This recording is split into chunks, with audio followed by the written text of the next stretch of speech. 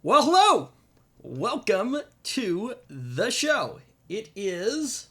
Oh, man. We're like a minute into the show, and I'm already. Actually, we're not even a minute into the show. Now we probably are, but we're into the show a minute, and. Let's see here. Oh, okay. Um. Anyway, I'm getting text about computers and other stuff like that. What else is new around the tech world? So, anyway. But let's bring in Zach. Hello. How's it going? The typical questions. What's new? Nothing? I know, but nobody heard it on the stream. Uh-oh. So, I mean, that's a thing. So, nothing new with me really. Um, oh, actually, I take that back. Um, you know, nothing quick ever happens in a hospital.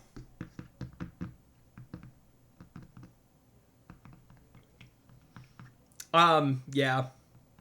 So anyway, not myself, but a family member of mine had some surgery, and so I've got that to take care of now. But anyways, so lots of days spent in the hospital, just back and forth, things like that. Um, so oh goodness.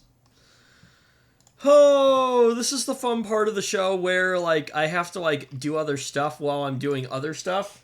Hold on. While we're getting things ready. Really? Did I not add a button for that? I still didn't add a button for the intro. Anyway, let's do that real quick. Let's roll the intro.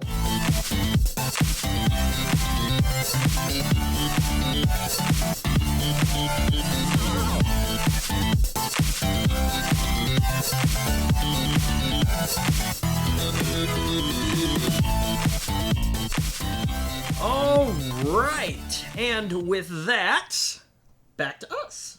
So, anyways, um so if you don't know, I am like the IT admin for our church now. And so I'm getting text about a problem down there.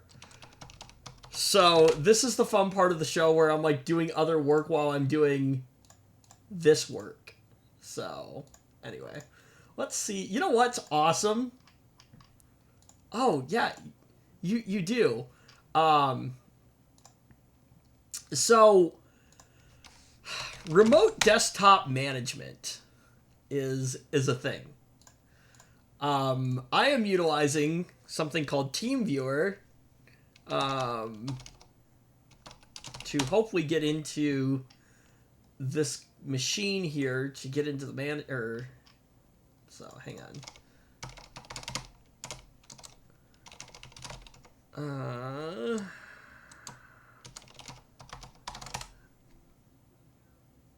You did? Chrome remote desktop.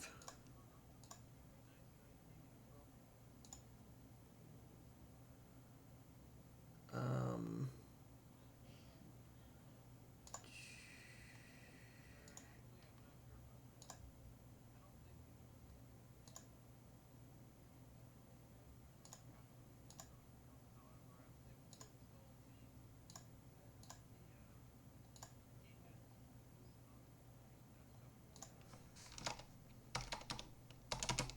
I didn't even know that Chrome had an option.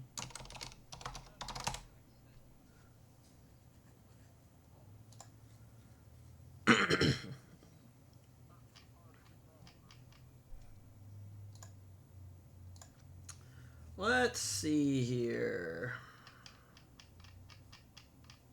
Oh, what the flip?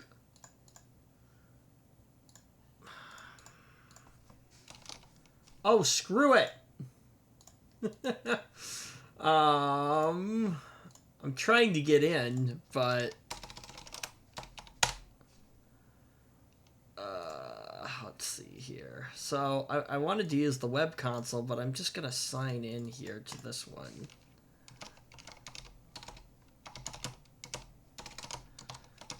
So, I know what I wanted to ask you on stream. I was just watching a video on Jay's 2 Cents. What are your thoughts on the big format gaming displays? No, like they're literally like TVs, but they're like monitors. They're like monitors that are the size of TVs now.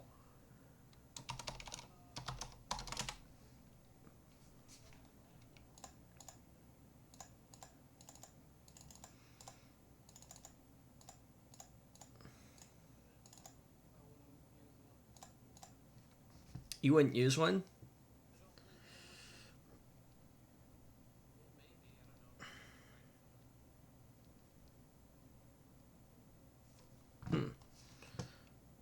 What the flippin' what?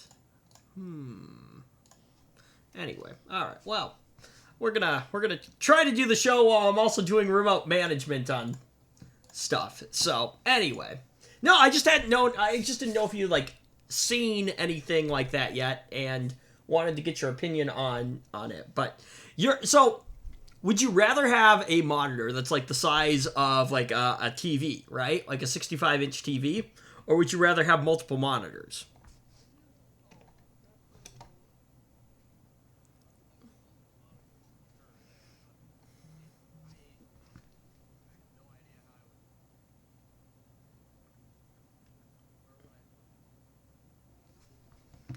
Um,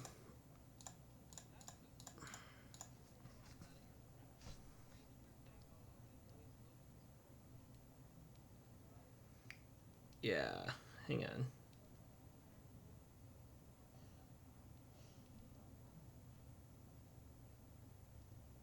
This is a great start to the show this week.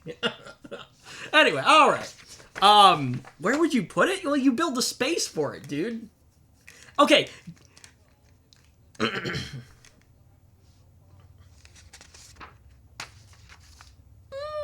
necessarily.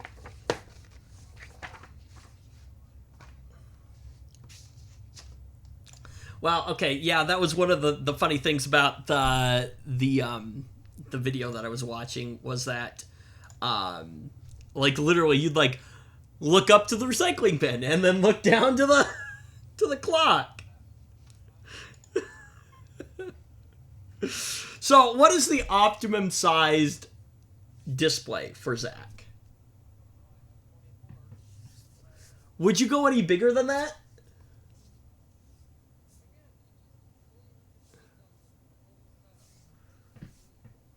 See, I really want. Although I think I might need to build another desk at that point. But I would really love to have the like 3 Samsung ultra-wide curved monitors. That would just be insane. Just shook. I know, that's the point. There's like full immersion kind of thing.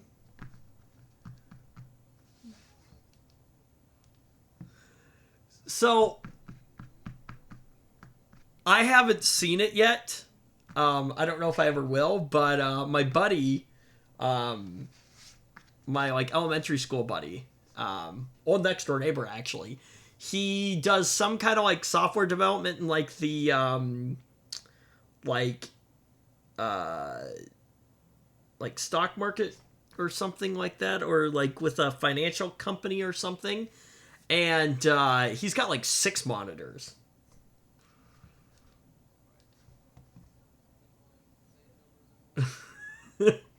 So anyway, but yeah, hang on.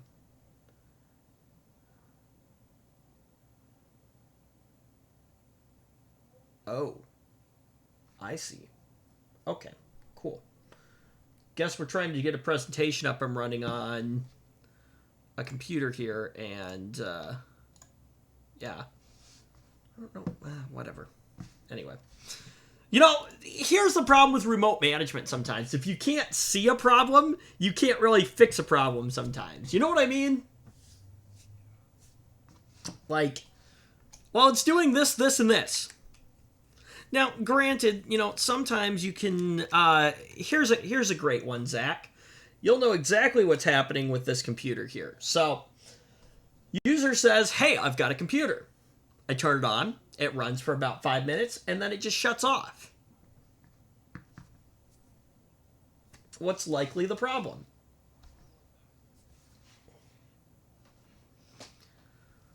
Yeah, so what's likely the problem? What's your... I want... Yeah, there you go. Why is it overheating? That's... That's probably full of crap. It needs to be cleaned out, but anyway.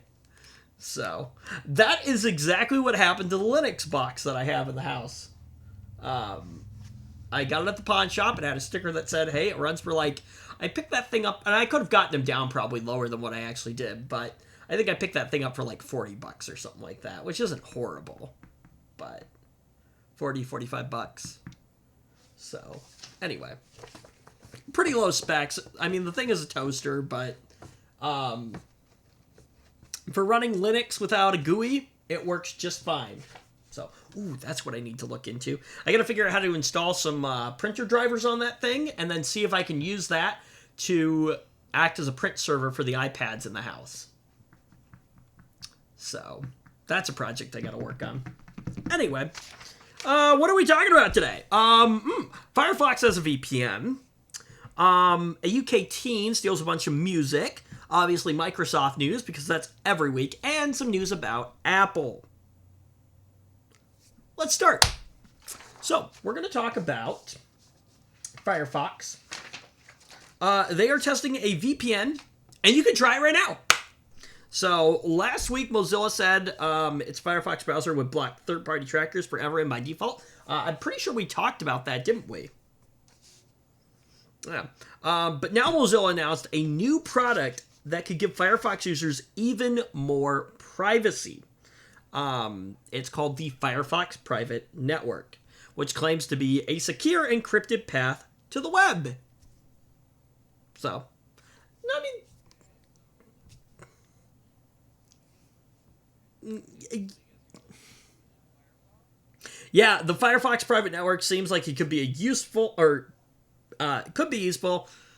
Some limitations, however, though, like, yeah, it's a browser-based VPN.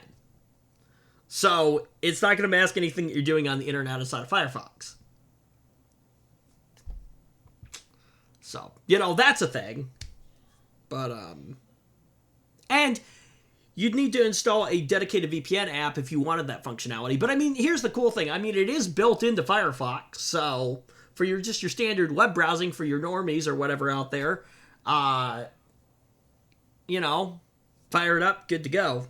But yeah, if you want that outside protection outside of Firefox itself, then you're going to need to install like excuse me. No, I'm yawning. Yeah, it's some VPN client. No, here's what Mozilla is actually recommending. They're recommending that you use the Firefox Private Network, which is free for now because it's in beta, and it only works in the US for right now. So, yeah, you'll have to be US based using Firefox on your desktop or laptop, and you have to be logged into your Firefox account. So, I would hope that Firefox is not collecting all that data, because at that point there's no real use in using a VPN.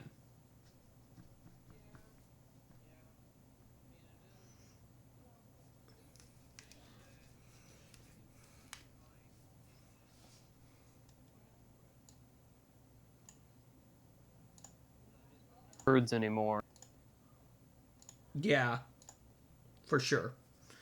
Well, I think with the decline of what is it? Oh, net neutrality. It's funny because stuff like that, as well as stuff like region locking and such like that just gives more attention to VPNs and other ways of bypassing those problems. Yeah. The staff of The Verge did a quick test, or a brief test. Download speeds were 17 megabits slower. Firefox Private Network did change the IP address, however. It only moved the location out to a nearby suburb. So, sites might still be able to serve you up, local ads and things like that. So it doesn't Well, it could have just been that way by coincidence. It could have been, but it doesn't. Fair. It doesn't sound like it allows you to pick where you want to, browse from. Basically, like some of the other services. You're doing it. You're using it for the encryption, not for the other reasons that you might want a VPN. Right. Yeah. Like if you're getting on some public Wi-Fi and you happen to use Firefox, it's probably better than not. But I wouldn't say that it's a standout service. That's for sure. It is free, I guess, and I'm sure it's decent as far as free ones. I don't know. VPNs are terrible. Well, you really shouldn't use a free VPN. You shouldn't use a free VPN because they're collecting all the data. Do you use it? You don't use a free VPN, do you? You use a I use PIA. Oh, you use PIA? PIA is pretty good. I've heard that NordVPN and ExpressVPN and a couple others are pretty. I have a subscription for NordVPN. I don't use it very often, though. I was going to switch to it because a while ago I received an email that they were jacking up the price. I'm like, well, screw it. But then I just happened to notice that it was trying to renew for the same price. So I was like, well, don't mind if I do. If they're going to give me the same rate, I'll keep it. But I was definitely ready to jump ship if they're going to jack up the price. I got 3 years of NordVPN for some crazy amount. It was 75% off or something like that. So that's why I did it. I think that's one of those things that's just perpetually on sale, though. I know, yeah. But anyway, no, it's nice when it's nice to have, but I don't like the latency part of it. That's the only part that, I think I don't know. I think we were maybe having issues with it when I was trying to do the live stream. But anyway. Although, I actually do trust my co-op ISP that they're not, taking my data and selling it. So, I don't know. Maybe I'm... I always screw this term up. That's not a tinfoil hat. Or is it? What do you mean? What is? The tinfoil hat thing is conspiracy theories, right? Yeah. So would that be maybe I have my? Oh no, I don't have my tinfoil hat on. You don't have your tinfoil hat on. Anyway, so UFOs. They're real. They're coming. I do not believe in UFOs. Do you? Does this tinfoil hat make my head look big? No, but seriously, do you believe in UFOs or not? No. There's always an explanation. Right? I got a guy at work who's like, "No, VPNs are real," and I'm like, "Okay." Or VPNs are real? Yeah, they sure are. I'm using one right now. UFOs. I don't know if he'd even know what a VPN is. Oh, that's too bad. Oh, he's technologically inclined. Or inclined. Is that the right word? You mean not technologically inclined? Yeah. He's technologically challenged. There we go. And it's funny sometimes when, he was trying to ship something the other day. He's like, what the flip? It won't give me the option to put because we were supposed to put the dimensions in. He's like, why won't it give me the options to put the dimensions in? I look at it for about 2 seconds. Click. What'd you do? I changed it from this to this. Well, what the heck? So, anyway. But, he's a good guy. It's just, technology is not necessarily his thing, so. But, yeah, so Mozilla says that this, the Firefox private network is going to be free to start with, and then presumably at some point it'll turn into some kind of subscription model thing. However, last October, Firefox showed an ad for subscription to Proton VPN to a small group of Firefox users. And Mozilla CEO recently said Firefox intends to offer a paid subscription service for premium features in October. Bandwidth for VPN service could be one of them. So yeah. So there you go. A Firefox VPN. Yeah, for all the people who don't know what a VPN is, Zach, please explain. Why is that my job? Because I host the show. Okay, fine. A VPN is when you route your traffic through someone else. Pretty much. And the point of that is? Well, VPN protocols encrypt the traffic. And also you can bypass things like region locks on, Netflix and stuff like that. Also, you're not going to be getting tracked and monitored. Yeah, as long as you have a reputable provider. Right. Yeah. In short terms, ISP no track where you go. Also good to get around censorship that happens in other countries. Right. Yes. Which is exactly why VPNs are here, but at least we don't get censored. Yeah, which is exactly why VPNs are banned in China. So, I've never looked into it, but I think it would be an interesting thing to look into. Is the China's firewall, Great Firewall. Firewall. I don't know if that's actually what they call it, but no. But no, literally, the government of China, if they don't want you to know about something, they're gonna block it. I think they've got special some kind of agreement or something with Google so that certain things don't pop up, and so yeah. Well, they have to have if you want to do business in China, you gotta do what they want, or you're just not gonna be able to do business. Yeah. Unfortunately. I forget what exactly there's do you remember learning about the guy who stood in front of a tank or something like that in China or something I don't, but it's the something Square massacre in 1989, and it starts with a T, and I can't pronounce. Oh yeah, so if you search for that in China, you are insta disconnected. No, it just doesn't even come up. I think like that. It just I don't know. something that horrible will happen to you. Police might pay you a visit. That whole thing just doesn't exist in China. It's it's been erased from the history books. So anyway, luckily we don't live in that. But moving on, a hacker has been arrested for stealing unreleased songs from top artists. Zach. Oh my! Why were they in a place where they could be stolen? That's a great question, and you're gonna laugh when I tell you exactly where they. Actually, you know what? Where do you think they got the music from? Where did they hack it from?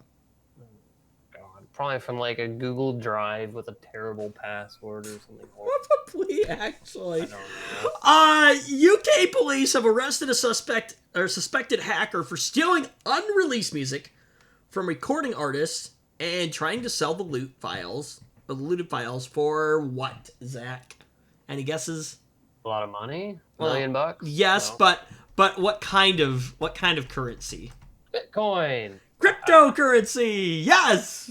Why? Because it's untrackable.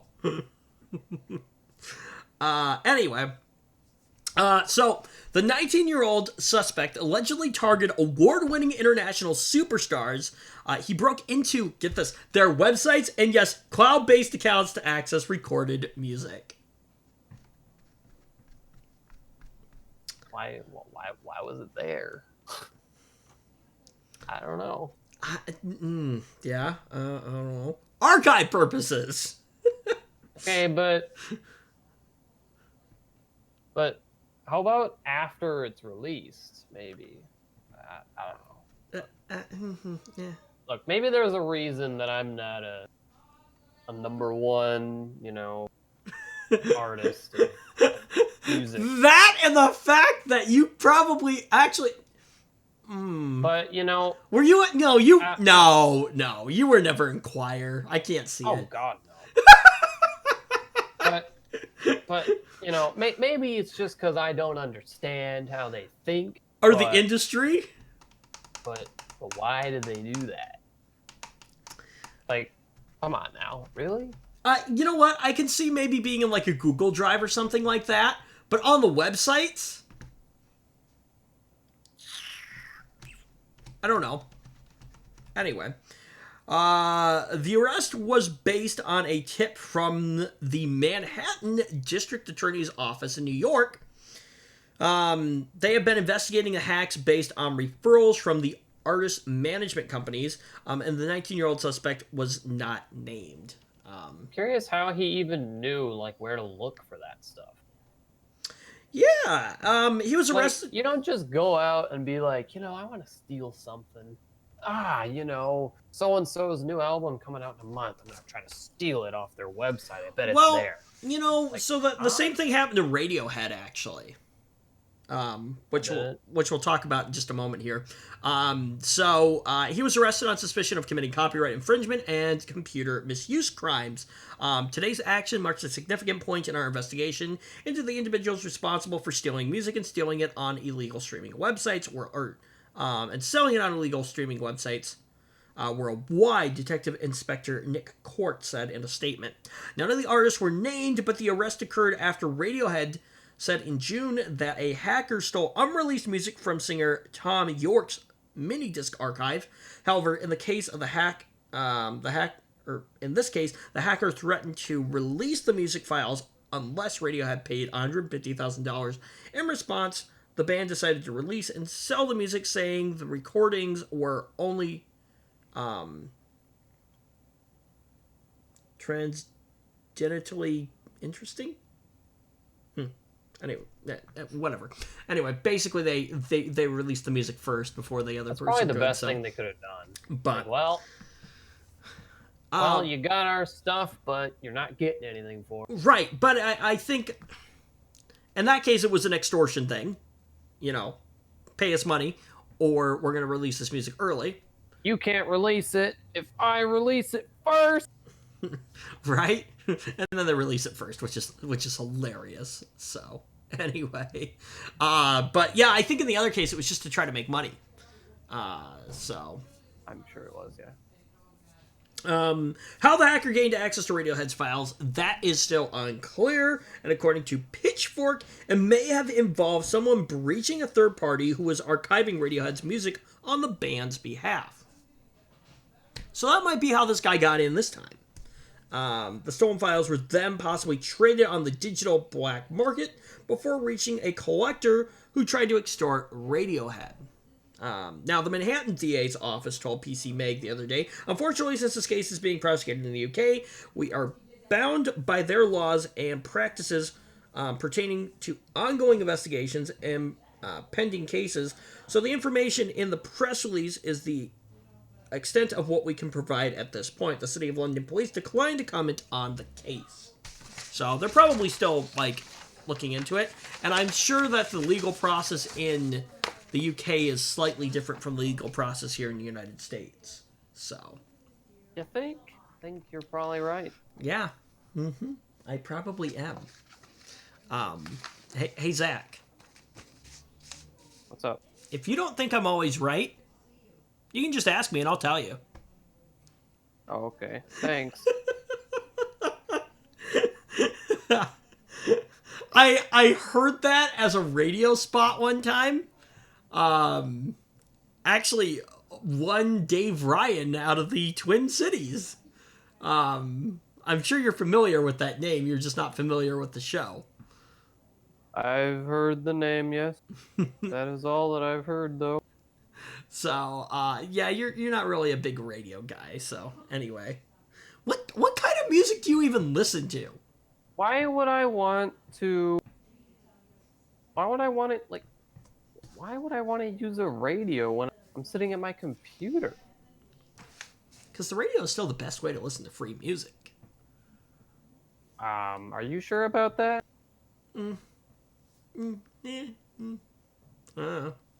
You forget I'm like a big radio guy anyway. I know so. you are. That's why I have a professional radio mic that I'm using. So anyway, let's move on. However, though, with our Microsoft news, because it's everyone's favorite time. You know, Microsoft didn't actually do anything dumb this week again, but they did something kind of interesting. This is, I think, the first time that we get to bash on another company while praising Microsoft, which is kind of funny. So Microsoft will give iPhone users, get this, up to $650 towards a new Samsung Galaxy Note 10.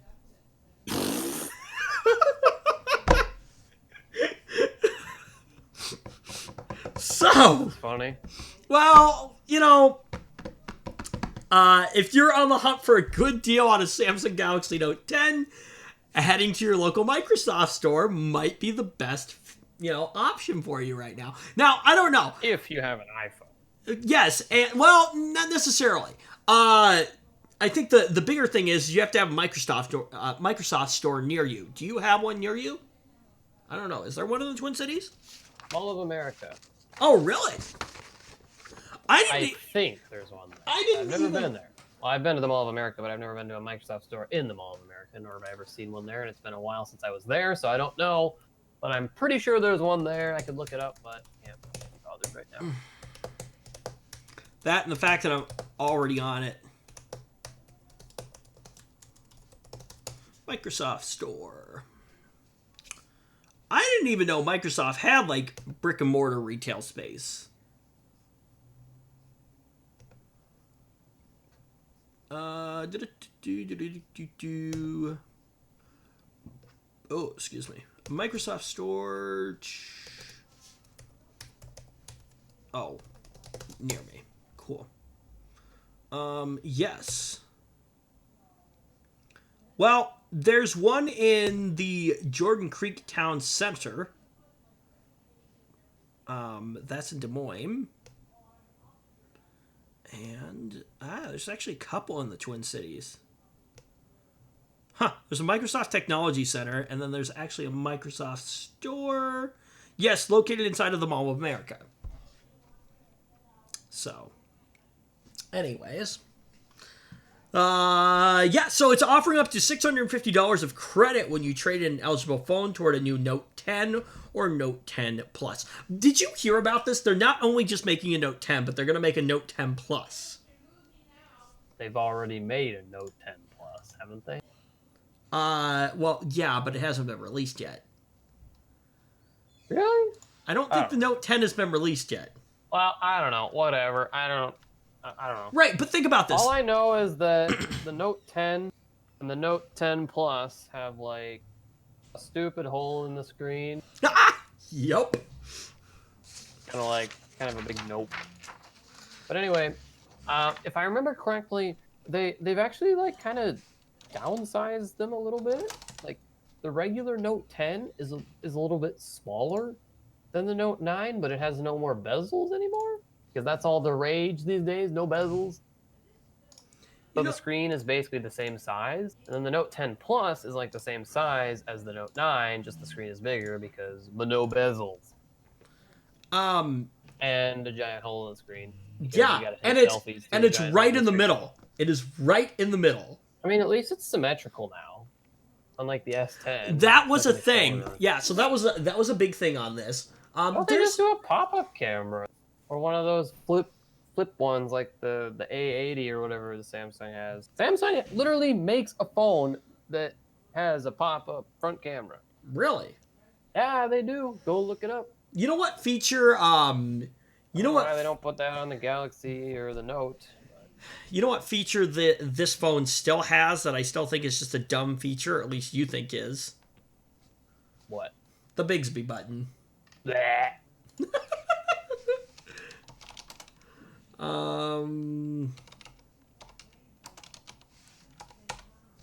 Let's see. There's here. just something that there's just something about Yeah, the that Galaxy that makes you irrationally A90. upset. Why would I want Well- to buy a phone that has a dedicated hardware button for a piece of crap? That I'll It looks never like use? it looks like this A90 is just a leak. So it doesn't look like they've done It's it. the A80. Well, that might even be a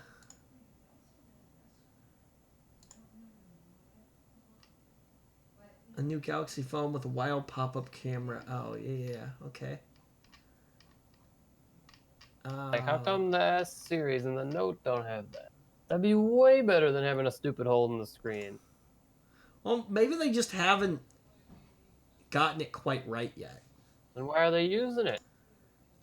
Because I think that this phone is probably a lower-end phone. When you think about it, The A series is like the mid-range. well, that's probably why. They're probably testing it on the mid-range before they actually release it on the flagship models. You know what I mean? Like, Oh, silly you. You don't have enough money. You don't have $1,000 for a flagship phone. Well, here's your piece of crap with the No, half-baked it's probably- feature that might not work. it's probably that it's well, yeah, it's probably that it is kind of a lower-end device. They don't want to implement that into the premium experience. It's actually like kind of another thing is like there's just You know so what though? There's so many weird like gimmicky ways of The installing the front camera floating around now. It's like Really? well, yeah, because everyone's trying how to about a phone without a front camera? because too many people. You're not going to find that. Too many people want that front camera. How about a phone with an option of not having it? No, because then there's too many SKUs. What? There's Why is that a problem? inventory management. I mean, I suppose at a point, but I don't think adding Because- one is a problem. No, but I'm not saying one. I'm talking units overall. Yeah, you're adding another SKU, but then you're adding more units too. For a phone with an option that's probably not that desirable, honestly. I don't know. I think that would be cool. Right. I don't disagree with you. However, okay, I take this back. I don't use my front-facing camera for selfies, but if I'm video chatting with somebody, yes, for sure. Then it gets used. So, Well, for me, I personally like the pop-up one because then it stays out of the way and I don't need to. right, and I this like is that. this is what you're seeing right now is everyone trying to come up with their own iteration for figuring out how to do a bezel-less phone and still figure out how to fit the camera in there without having to take a chunk out of the screen. But so far, people can't. The technology hasn't gotten there yet, so the only option is to take a flipping chunk out of the screen, which defeats the purpose of the full edge-to-edge screen. It does. You're right. Which is exactly why I just think it's a stupid idea. It's like, okay, I have an edge-to-edge screen, but I got a giant chunk being taken out of it You right know what now. else the Note 10 took away? The headphone jack. Oh, yeah, that was a stupid thing. I still miss mine. But Yeah. I didn't want to pay $1,000 for Nest. You know, yeah. Well, I hope... that's a stupid statement. That's far from the only phone that has it. I know, but I hope that this whole trend It's of just the... mostly low-end phones that have the headphone jack. You know what, though? And I think I've heard somewhere that like the reason that say the Pixel 3a has a headphone jack is because if you buy a Pixel 3a, you're too poor for wireless headphones. You know, this is a really interesting Which is thing. the stupidest thing Well, I've no, ever I'm heard. glad you brought up the Pixel A though, because this is a really interesting time right now. The mid-range phone market right now is kind of an interesting thing to watch a little bit. Like, you know, Because honestly, like the Pixel A, I wouldn't hesitate to buy a Pixel A 3A. or Well, they're making 3A. a Pixel 4 now. So. Okay, but honestly, like I wouldn't. It's got a headphone jack. It's still a decent phone. They say buy that if you're feeling cheap and you want a really good camera. Okay. That's what I hear about it. I think Google has implemented a pretty good camera into their phones. And I think it's all the software. I think because, a lot of it is software. If you look at the spec sheet of just about every flagship these days, they all got the same sensors. Right. Yeah, they all got exactly. the same sensors. And I think, honestly, give credit where credit is due, Google, but I think Apple, too. Apple has for a long time, always had a really good software end for the camera. Software side for the camera. Or the processing, I guess, is what I should say. You can't deny that. Now, I do hear that often. However, I'm not a connoisseur of mobile imagery, so I don't really have an opinion on that matter. How many of these terms do you know? White balance, exposure, aperture, shutter speed. I mean, exposure is how long you leave it. How long you spend taking the image, basically, like letting light in. White balance, I forgot, but you told me one time what that means. And the shutter speed is, well, it's how fast the shutter reacts to your input. Aperture is how wide, or I think you're mixing some things up here. I haven't said anything about how wide anything is. Yeah, aperture is how wide or how open or closed the I don't know if it's the eye or whatever it is, but basically that has more to do with letting light in than the exposure does. They all work together, but if you've got something that's way too bright, that's overexposed. If you've got something that's way too dark, that's underexposed. So, but anyway,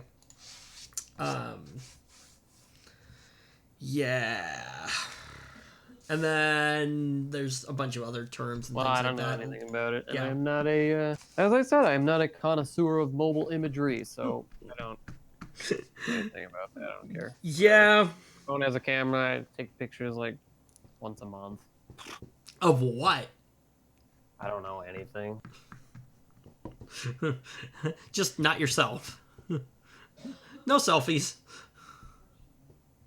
Have you ever actually taken a selfie? I don't know. So, yeah. Your refund deposit on your device, or your return depends on the device that you're going to be trading in for this program. Excuse me. But Microsoft is giving the most to iPhone users. Perhaps an effort to tempt iOS users over to an Android phone that admittedly will help you get a lot more stuff done with built-in Microsoft productivity tools and useful apps like your phone. So this sounds like a ploy to get people to use Microsoft's I was gonna say toys, but tools. But yeah, so Microsoft is going to be offering up to $650 for phones in the iPhone X lineup, including the iPhone X, XR, XS, and XS Max. You know, that's not so bad. I mean, I was asked to do some research for someone else to acquire a used phone of that generation, and that's like around what they go for. So it's like you'd be like selling it would be essentially around equivalent to selling your phone on the used market without any for of that. For iPhones? Yeah. What carrier? Well, or Unlocked. Were you looking for Unlocked or Verizon? But, okay, Unlocked, and what particular iPhone model? Just regular 10. Just the regular 10. Around. I mean, you're looking at like $600 to $700. Okay, so I'm looking at one right now for Verizon, Sprint, Cricket, Ting. Prices are gonna range from, I see 540, 575, 610. Well, let's see. What kind of condition? Mint? Yeah. Mint condition? So, mint condition, like 590, 640. Well, I suppose not too long ago the 11 was announced, so that might have influenced the price. Yeah, prices will drop a little bit. I think we'll be talking about that. Yeah. Let me drop you something.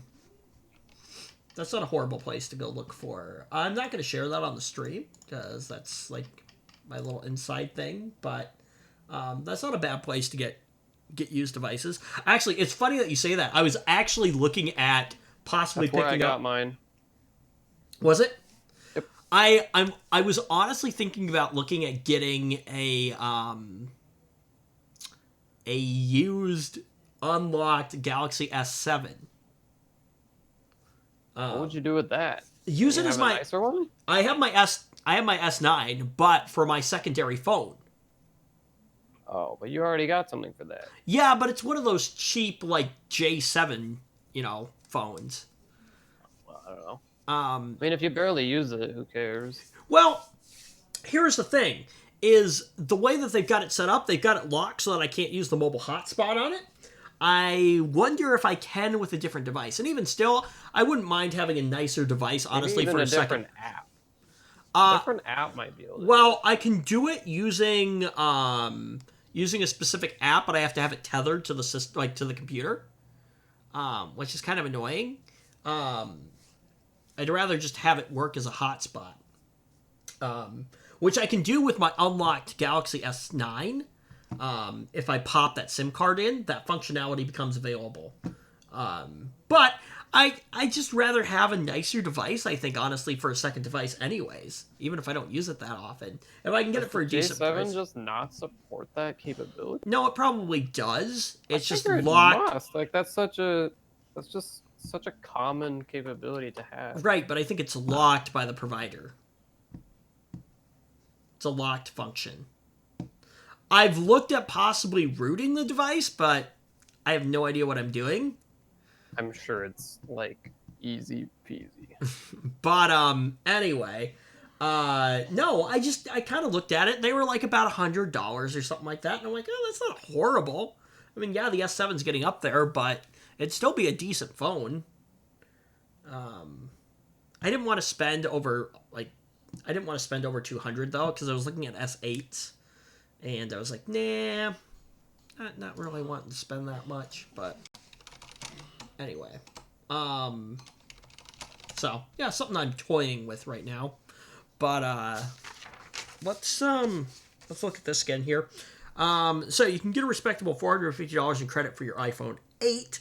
And aside from iPhones, Microsoft is also accepting other Android phones for trade-in credits. Recent devices like Samsung's Galaxy S10 and Note 9 and the Google Pixel 3 can each fetch $650 in trade-in credit. So, not bad. Even slightly... For other devices though, like those ones, yeah, that's a good price. Pixel 3, yeah, like you're not gonna be selling it for that much on the used market. Even slightly older models, including the Samsung Galaxy S9, Note 8, and Pixel 2, can knock $450 off the cost of a new Note 10. The deal ends on September 22nd, and you'll need to visit a Microsoft store near you. Not available online. That is Something the that only... sucks is that you have to go for a Note 10 then.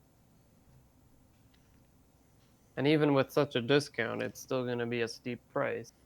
Yeah, to receive the claimed trade-in value for your phone, you must purchase the Note 10 at the time of trade-in. So, but this is for the people who are like, I want a sick deal on a Note 10 and I really want to get a Note 10. It's good if you're already thinking about a Note 10, I suppose. Right, exactly. Exactly. Moving on. Let's talk about Apple. We like to make fun of Apple, don't we? Yeah. So, iOS 13 has an exploit to bypass the lock screen for access to contacts. Okay. So Apple is planning to release iOS 13 next week, and one security researcher has already discovered a lock screen bypass. before the official release is even announced. Good one. That is the hilarious part of this.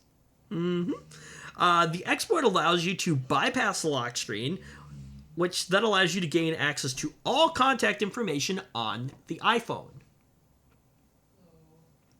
So, yeah, that's a thing. So some guy named Jose Rodriguez discovered the exploit and reported it to Apple on July 17th. It still works in the gold master version of iOS 13, which will be released on September 19th, which makes it sound like they haven't patched it yet. To be honest, I feel like they will. Yeah, I think so. Rodriguez discovered a lock screen exploit last year for iOS 12.1.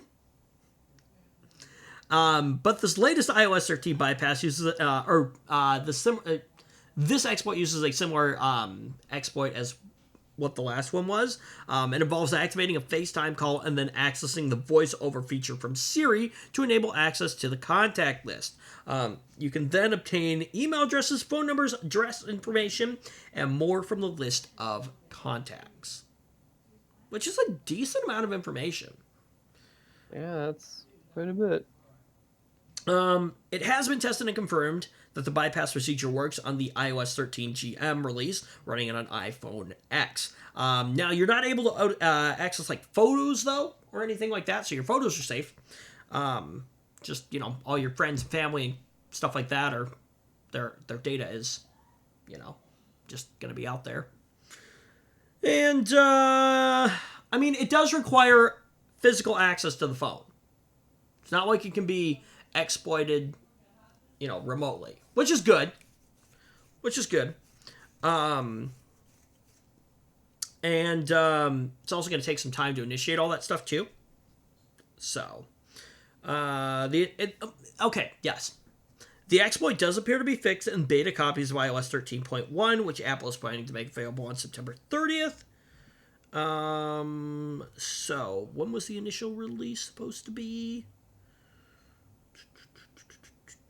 Where did that date go?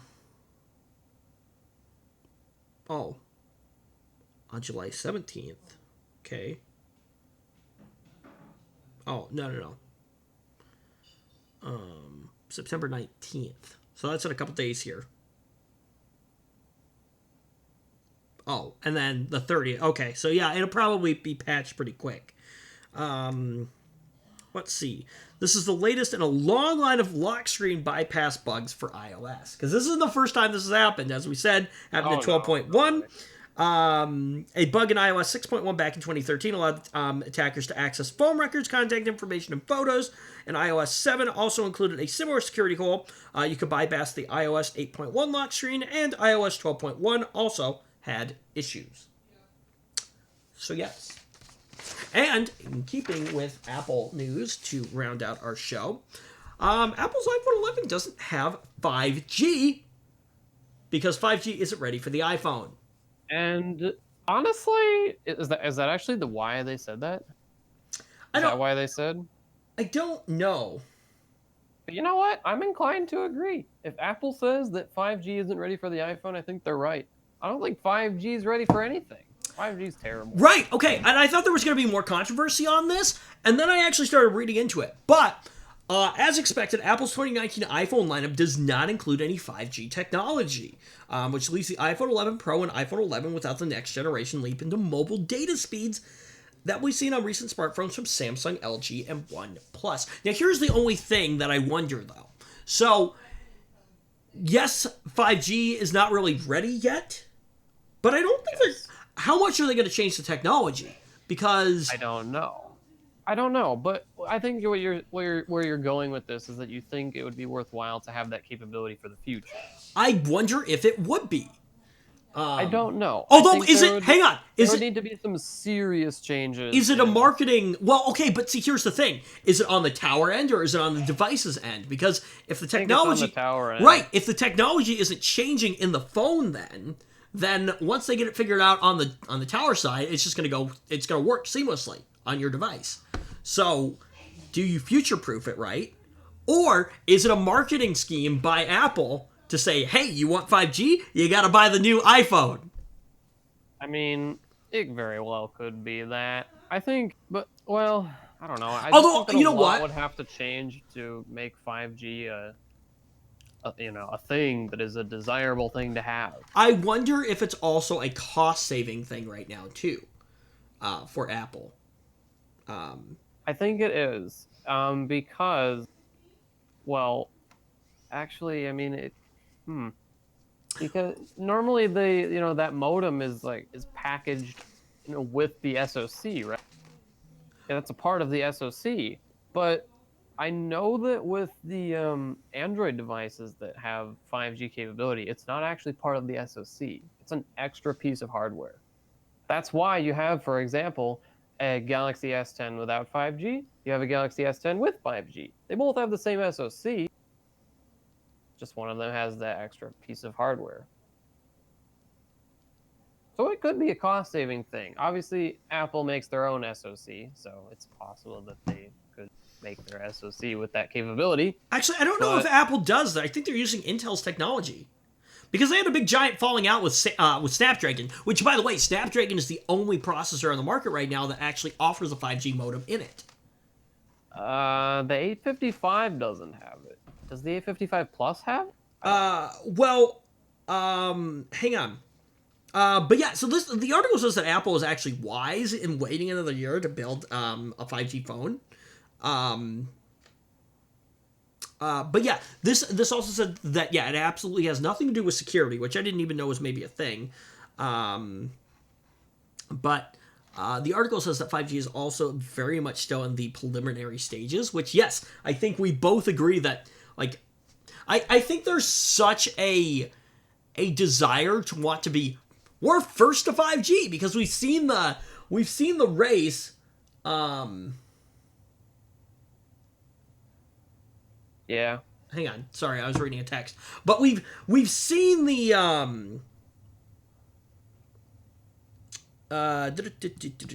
where am I at? I'm trying to think of too many things at one time. But we've seen that race between all of the carriers where they've all been trying to be first to 5G and everything. But I don't think the technology is necessarily ready yet.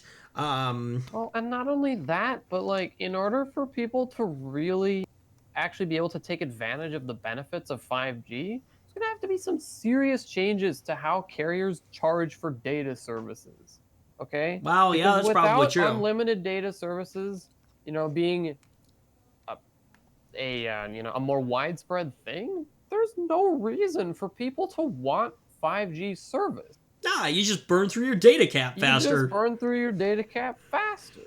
And honestly, I would I would be quite surprised if such changes ever occurred as a result of 5G. Right. Well, and here's the other thing. So carriers right now are just starting to kind of bring a momentum for 5G into cities. They're I think the Twin Cities has some 5G and things like that, and probably New York, California, things like that. But it's definitely not my little area yet. Um, so, There's some like sports stadiums that have it as well. oh yeah, But it's funny because like you can't even get 5G service in all parts of the stadium. So it's like if you're in the bleachers, oh yeah, 5G, woo! yeah, yep, You're like you're down like trying to buy right, snacks or something. yep. Oh, my 5G don't work. Um, Like well, nice, nice, very and very and nice. so and so there were some other obstacles and stuff like that Apple says that led them to basically hold off for another year. But yeah, so to that, yeah, so 5G networks are in no shape to provide a constant, satisfactory experience for consumers. And coverage is yes widely spotty for Verizon, AT&T, and T-Mobile. So they're using a different technology. They're using a multimeter wave technology, which is how 5G Millimeter wave. or yeah, millimeter wave technology. I'm sorry. I think the millimeter wave is that whole. The millimeter wave is the fastest variant. However, it's also very vulnerable to interference Yeah, and so it buildings offers and crap in the way. it offers blistering fast download speeds, but Yes, that it does. it can't reach as far as LTE, and carriers actually have to put up nodes basically for it to work. Verizon have said that 5G in most places is going to be like a little bit faster for. And that's because in most places you're not going to get that millimeter wave thing going. Yeah. So in like cities, sports stadiums, for example, you're probably going to get that millimeter wave thing going, and it's going to be crazy fast. I don't know what you're going to do with it on your limited data plan, but hey, you got it, 5G, right? But anyway, everywhere else, it's just going to be like a little bit better than 4G. I just don't see the hype. What's the point? Yeah. Why? Yeah. We don't need this. We need other things. Yeah. Hang on. Let me figure out where I am. Yeah, so yeah, what you were saying, interference. Yeah, the signal is extremely sensitive to anything that comes between you and the millimeter wave nodes. And so indoor coverage is basically just like non-existent. Not good. Yeah. Now, Apple, as we know, is a kind of a company that likes to not necessarily like they tend to be behind, because get this, the original iPhone launched on 2G Edge when many other phones were 3G capable at that time. Did you know that? Did not know that. I didn't know that either. And Apple was absolutely in no hurry to make the jump to 4G and LTE, and it waited until the iPhone 5 to do so. Yeah, So. I mean, I don't know. It would be funny to make fun of them for. No, but you know what? I know, and that's they where just excluded it for the cost. That's where I thought. Well, and that's what I don't know if this is what Apple said or if this is just the title, but that's what I thought when I read it. Apple's iPhone 11 does not have 5G because the 5G is not ready for the iPhone yet. Like 5G is not good enough for our iPhone. 5G is not ready for Android either. That's the fact. Right, and so I thought that this was going to be more of a we get to hit on Apple, but you know what? I actually kind of don't necessarily blame them on this one yet. I don't think the technology is quite there yet. It still brings up that question though of is it worth implementing it into a device yet though, just to have it ready to go? I don't think so. I think that if you're buying a 5G phone, you're wasting your money. Yeah. So here's an interesting thing. When LTE first launched, they had really poor battery life, and they ran hot, which is why I think Apple decided not to pursue that stuff until it was kind of all sorted out. Let's see here. I'm not aware of any such things happening with 5G devices. However, I haven't looked much into it. Well, and Apple also says that the whole 5G thing, if they were to implement it into their phones, it would hurt their customer satisfaction, basically, which is why they don't want to do it. Gotta protect the customer satisfaction on the iPhone, Can we just make fun of other things about the iPhone 11? Like, why does it have a triangle of cameras that looks so stupid? Why does it still have the biggest fattest notch in existence? Yeah. You know what, though? Apple did enhance the LTE speeds on the iPhone 11 Pro. It's up to 20% faster than the XS and the XS Max. And reports say Apple will take the leap to 5G in 2020. So, anyway. I'm actually fairly sure that the triangular camera arrangement is so it can better perceive depth. But how come nobody else does that? I think, honestly, as much fun as we like to make at Apple, I think their developers do have good ideas from time to time. You know what else? People don't have their eyes arranged like that. You got your eyes just flat, side to side next to each other. No wonky angles going on there. You can perceive depth just fine. Surely a computer can do the same thing, right? Yeah, I think there's a difference between how our brains and eyes work. And I'm just talking trash now, but and how phone and technology does all that people stuff. People also have 3 eyeballs, but I mean, I guess they could if you do, if something's wrong. But anyway, notch and triangular cameras look stupid, I think. And also, you know what else I want to make fun of? Why is it called a Pro Mac? iPhone 11 Pro Mac. What? Oh, no, it's not a Pro Mac. It's the iPhone 11 Pro. No, but there's a Pro Max too. Oh, Pro There's like Max. the bigger version of because the they Pro, stopped using the Pro Max. because they stopped using Plus and they replaced it with Max now, I think. It's like it's It's supposed to be a more. These naming It's supposed to be a conventions more pro. Well. Remember the Intel naming. if you have a Pro iPhone but not a Pro Max iPhone, then you're not a real pro. Well, no. Remember Intel's naming scheme, the 10749. It's just as stupid as that. I mean, actually, the Intel, their naming scheme was confusing more than anything. Apple's is just stupid. It Yeah. just sounds horrible. Like that's like saying, "Oh yeah, I just bought my new Galaxy S10 Ultra Mega Turbo Maximum Edition." Yeah. Yeah. So. Like, All right. huh? Yeah. I hate to do it, but I gotta cut the show short this week because I got some IT. Well, yeah. So anyway, but I got some IT stuff I gotta go take care of. So yeah, we're having some issues. So I gotta go handle that. Thanks for joining us. Thumbs up if you liked it. Thumbs down if you didn't. Get subscribed down below if you haven't done that. Turn on the bell for notifications. We'll be back next week. Thanks for joining us. Goodbye.